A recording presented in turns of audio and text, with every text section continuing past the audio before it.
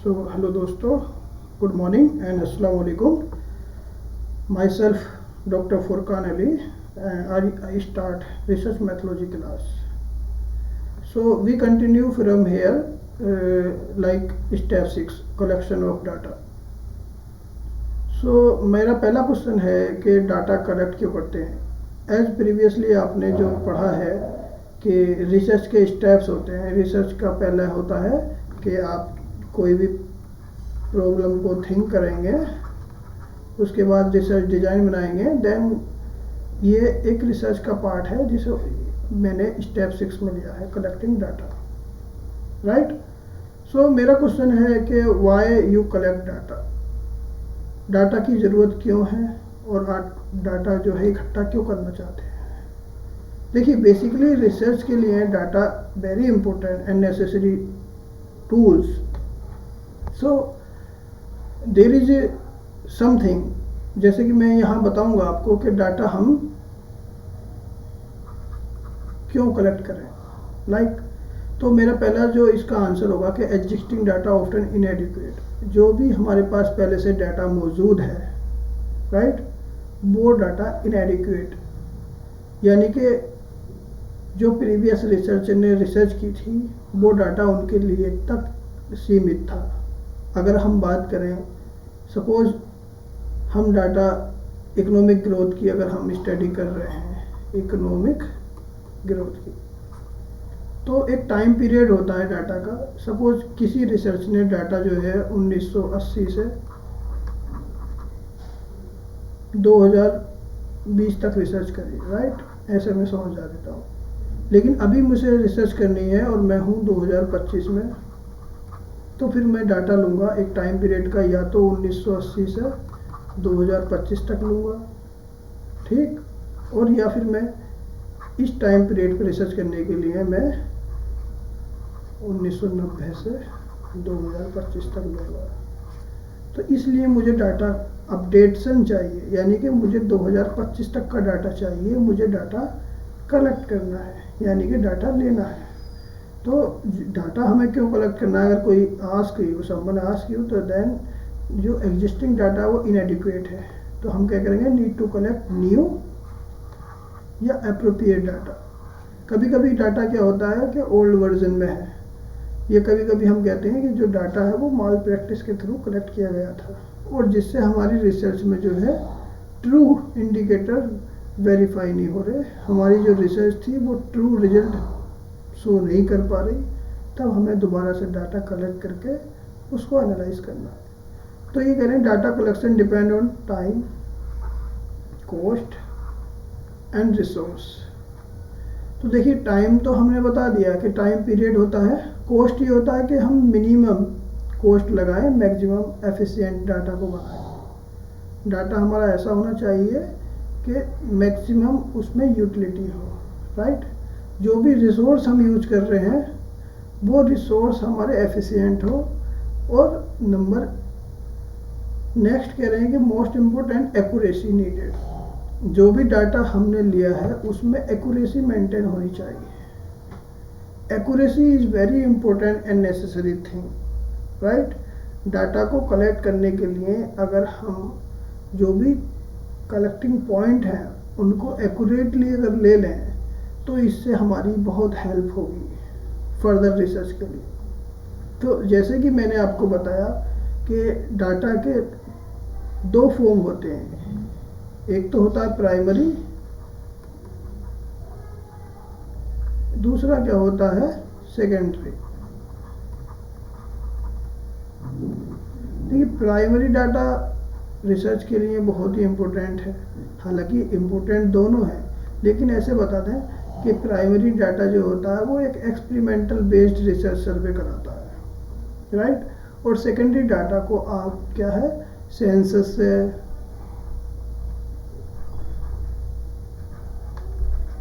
या फिर आरबीआई से, जो कहते हैं ना हैंडबुक ऑफ स्टैटिस्टिक्स आरबीआई की, या फिर WTO से, या फिर वर्ल्ड बैंक से, कहीं से भी डाउनलोड करके आप अपनी रिसर्च में यूज कर सकते हो. ये होता है secondary data.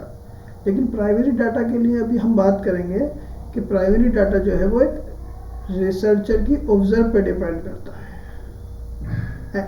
To measure to test hypothesis. अब ऑब्जर्वेशन क्या होता है? ऑब्जर्वेशन ये होता है कि रिसर्च को थिंक करना होता है कि हाउ टू कलेक्ट डाटा, कौन सा वे यूज करना चाहिए डाटा कलेक्ट करने के लिए। लाइक मैं फर्दर बताता हूँ आपको। देखिए, जैसे सर्वे मेथड होता है, ये प्राइमरी बेस्ड सर्वे मेथड होता है। उसमें क्या होता है? एक तो ऑब्जर्वेशन होता है, ठीक। ऑब्जर्वेशन क्या है? It is direct watching. Suppose आपको किसी स्टेशन पे जाके मेट्रो कितनी निकल गई ट्रेन, मेट्रो ट्रेन तो काउंट करनी है, तो डायरेक्ट आप ऑब्जर्व कर सकते हैं, राइट। अगर एक स्पेसिफिक प्लेस पे बहुत ज़्यादा गैदरिंग है तो आप ऑब्जर्व करके देख के अंदाज़ा लगा देंगे कि तकरीबन 5000 वहाँ लोग हैं या 2000 हैं या 10,000 हैं, ठीक। इसे कहते हैं ऑब्जर्वेशन मेथड। यहाँ पर नो रेस्पोंडेंट कॉन्टैक्ट, जो भी वहाँ पर रेस्पोंडेंट हैं उनको कॉन्टैक्ट करने की ज़रूरत नहीं है। जैसे कि सपोज अगर कोई मास रैली हो रही है पॉलिटिकल पार्टी की, अब वहाँ पर हम जो है देख रहे हैं कि बहुत सारे लोग एक स्पेसिफिक पार्टी के लिए झंडे लेके और प्रदर्शन कर रहे हैं, तो वहाँ पर हम एक ईच एंड एवरी इंडिविजुअल से ये नहीं पूछेंगे आप किस पार्टी के लिए आए हैं, आप क्यों ऐसा कर रहे हैं। हम देख लेंगे, ऑब्जर्व कर लेंगे कि एक स्पेसिफिक पार्टी के फ्लैग उनके हाथ में है और तकरीबन ये लोगों की तादाद 10,000 है, 20,000 है, 25,000 है। उसके बेस पे हम अपनी ऑब्जर्वेशन लगा लेंगे। इसे कहते हैं ऑब्जर्वेशन। तो ये एक, इसमें दो चीज़ हैं। एक तो लिमिटेड ऑब्जर्वेशन से हम लिमिटेड इन्फॉर्मेशन ले पाएंगे केवल, जैसे वॉच करके देख लिया हमने वो लोग क्या कर रहे हैं, फ्लैग को लहरा रहे हैं, या फिर वो लोग कोई स्लोगन। लेकिन दूसरा क्या है, ये कॉस्टली नहीं है, यानी कि लेस कॉस्टली है, ठीक। वेरी वेरी लेस कॉस्टली है, क्योंकि इसमें हमें डायरेक्ट कांटेक्ट ही नहीं करना इंडिविजुअल का, हमें बहुत सारे रेस्पोंडेंट की ज़रूरत ही नहीं है। एक सिंगल इंडिविजुअल खड़े हो जाएगा ऊंची टावर पर और देख लेगा, वॉच कर लेगा, ऑब्जर्व कर लेगा। देन सेकंड वन है पर्सनल इंटरव्यू। ये एक सर्वे मेथड में अहम कड़ी है, पर्सनल इंटरव्यू। इसे कहते हैं like face to face interview करना। इसे स्ट्रक्चरल क्वेश्चन बनाने होंगे आपको फेस टू फेस इंटरव्यू करने के लिए। आप एक क्वेश्चनियर बनाएंगे और पब्लिक के पास, रेस्पोंडेंट के पास विजिट करेंगे, then you ask them question accordingly. तो ये डिपेंड किस पे करेगा, इंटरव्यूअर्स की स्किल पे डिपेंड करेगा, राइट। सपोज मैं एक इंटरव्यूअर हूँ और मैं कुछ इंटरव्यू लेना चाहता हूँ, तो जितना अच्छा एफिशिएंट मेरे अंदर कैपेसिटी होगी, मेरे अंदर क्वालिटी होगी, उतना ही मैं नॉलेज इन्फॉर्मेशन कलेक्ट कर पाऊँगा। मैं अपने क्वेश्चनियर के थ्रू, जो भी क्वेश्चनियर है, ऐसे क्वेश्चन बनाऊंगा जिससे मेरी रिसर्च को डायरेक्ट एंड इम्पैक्टफुल रिजल्ट मिले। मैं वैग्यू और ऐसे क्वेश्चन जिससे कि मेरी रिसर्च में कुछ फ़ायदा ना हो, ठीक, मेरी रिसर्च के लिए यूजलेस हो, ऐसे क्वेश्चन नहीं पूछूंगा जिससे मेरा टाइम भी बचेगा। जो रेस्पोंडेंट क्वेश्चन का आंसर दे रहा है उसका टाइम बचेगा और मेरी रिसर्च एफिशिएंट हो जाएगी। फिर एक होता है टेलीफोन इंटरव्यू। टेलीफोन इंटरव्यू क्या होता है, आपने देखा होगा कि आप टेलीफोन पे एक जगह से दूसरी जगह इंटरव्यू ले लेते हैं या फिर आप इंफॉर्मेशन मांग लेते हैं। ये कुछ जगह पर फ़ायदेमंद है और कुछ पॉइंट पर इसकी डिमेरिट भी है। Like telephone interview very quick, easily useful in industrial survey, then less common. अब वो लेस कॉमन क्यों है, देखिए एक मेरिट होता है, एक डीमेरिट होता है। अब इंटरव्यू वाले में मेरिट क्या है, मेरिट ये है कि आप क्वाइक इन्फॉर्मेशन ले सकते हैं, दूर डिस्टेंस तक इंटरव्यू ले सकते हैं। आप दिल्ली में बैठ के मुंबई, कोलकाता या फिर केरला में भी इंटरव्यू लेके वहाँ के लोगों के ओपिनियन, उनकी इन्फॉर्मेशन कलेक्ट कर सकते हैं, ठीक। लेकिन इसकी डीमेरिट क्या है, डीमेरिट ये है कि आपने जब फ़ोन लगाया, जो इस बंदे को फ़ोन लगाया वो अवेलेबल है टाइम पे या नहीं, वो इन्फॉर्मेशन गलत दे रहा है या सही दे रहा है, ये उस पर डिपेंड करेगा। हम कुछ ऑब्जर्व नहीं कर पाएंगे। किसी की वॉइस से हम उसका जो क्वालिटी ऑफ क्वेश्चन है उसका पता नहीं लगा पाएंगे, ठीक है। कभी कभी क्या होता है कि आपकी वॉइस से ऐसा लगेगा कि ये बहुत अच्छा जवाब दे रहा है, लेकिन वो उसका रिएक्शन जो है वो नेगेटिव था। देन एक होता है मेल इंटरव्यू। आजकल बहुत चलन में है मेल इंटरव्यू। मेल इंटरव्यू क्या होता है? मेल इंटरव्यू होता है कि कोई भी रिसर्चर या फिर जो पीएचडी स्कॉलर है या ऑर्गेनाइजेशन है, वो बहुत सारे लोगों को मेल कर देते हैं, और मेल में क्या करते हैं, एक फॉर्मेट दे देते हैं क्वेश्चन का, या गूगल फॉर्म का लिंक दे देते हैं। अब उसका लोग जो है इजीली फॉर्म फिल करके उसके अकॉर्डिंग आपको रिटर्न वापस कर देंगे। इसके भी मेरिट भी हैं और डीमेरिट भी। क्या? Respondent fill the form and return, ये वेरी चीप है और कॉमन है। इससे क्या कहते हैं, पायलट स्टडी रिकमेंड भी करते हैं। जैसे कि आपने 100 लोगों को मेल कर दिया और कहीं ऑर्गेनाइजेशन में सपोज 2000 या 20,000 रेस्पोंडेंट हैं, तो आपने 100 मेल करके वहाँ का एक पायलट सर्वे कर लिया। यहाँ मेरिट ये है कि आपने एक सिंपल मेल किया 100 आदमियों को, और 100 आदमियों से आपको रेस्पोंडेंट से आंसर मिल गए। और इसका दूसरा फ़ायदा ये है कि आप डिस्टेंस पर भी, यानी कि एक जगह बैठे बैठे दूसरी कंट्री में या फिर विद इन इंडिया आप डाटा कलेक्ट कर सकते हैं। इसमें कॉस्ट बहुत मिनिमम होती है, ठीक, कॉस्ट मिनिमम होती है, जिससे कि हमारा डाटा एफिशिएंट है। डीमेरिट इसकी ये है कि सभी लोग डाटा को फिल करके वापस रिटर्न नहीं करते, यानी कि आपने जो मेल भेजा तो सबके पास नहीं पहुंचेगा, या पहुंचेगा तो उसमें से 80% लोग रिप्लाई करेंगे। कुछ के पास इंटरनेट एक्सेस नहीं होता, तब भी समस्या है।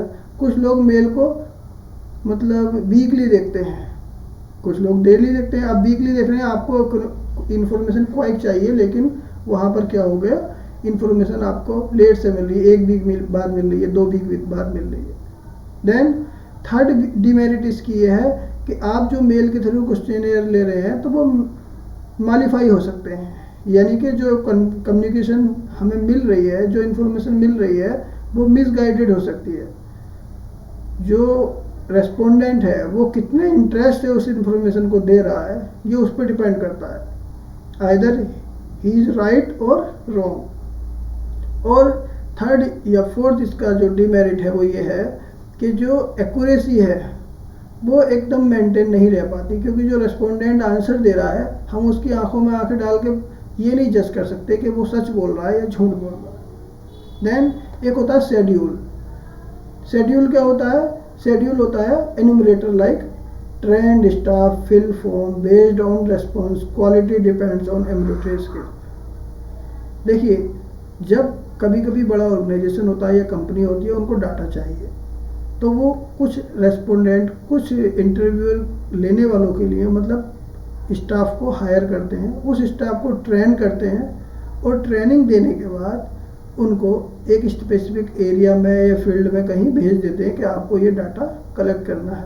उनको टाइम पीरियड देते हैं कि मॉर्निंग से इवनिंग तक आपको इतने लोगों का डाटा कलेक्ट करना है। तो इसको कहते हैं एक शेड्यूल। एक टाइम पीरियड के अंदर आपको गुड क्वालिटी डाटा मिल जाएगा, और जो डाटा मिलेगा वो एक स्किलफुल पर्सन, जो ट्रेंड स्टाफ था, जैसे आप देख रहे हैं ट्रेंड स्टाफ, वो उस फॉर्म को फिल करेगा, और वो एक जिम्मेदारी के साथ जो क्वालिटी वाली डाटा होगा, जो डाटा हमें नीडेड होगा, उन्हीं पॉइंट पे बात करके डाटा कलेक्ट कर लेगा, राइट।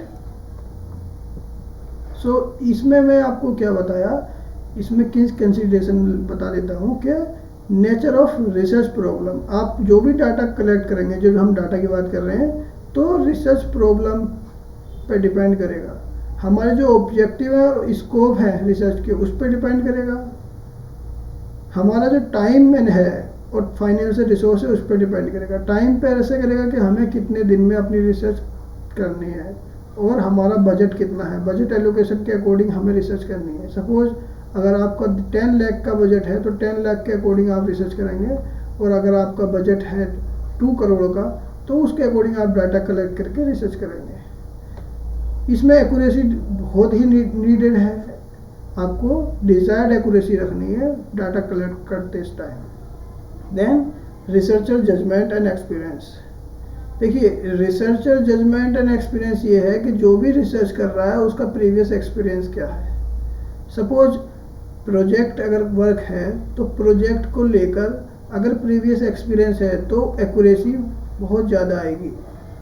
अगर एक्सपीरियंस नहीं है तो वहाँ पर एक्यूरेसी मेंटेन करने के लिए रिसर्चर की एबिलिटी पर डिपेंड होना पड़ेगा। तो रिसर्चर जजमेंटल कैसा है, यानी कि जो फैसले लेता है वो कैसे लेता है, उसका रिसर्च एरिया कैसा है, उसकी पब्लिकेशन कैसे हैं। सपोज करें कि उसके इन्वायरमेंट रिसर्च पर वर्क कर रहा है और हम उसको जो है कोई ऐसी रिसर्च दे दें सोशल इशू पर जिससे उसका तालमेल नहीं बैठता, तो वहाँ पर रिसर्च जो है एकदम अच्छे से क्वालिटेटिव रिसर्च नहीं कर सकता है। तो रिसर्चर की जजमेंट एंड एक्सपीरियंस डिपेंड करता है कि किस तरीके से का डाटा हमने कलेक्ट किया और उस डाटा से किस लेवल तक बेनिफिट हो सकता है, right. So now we can go to step 7 and step 7 we can go to in next video, right? Thank you.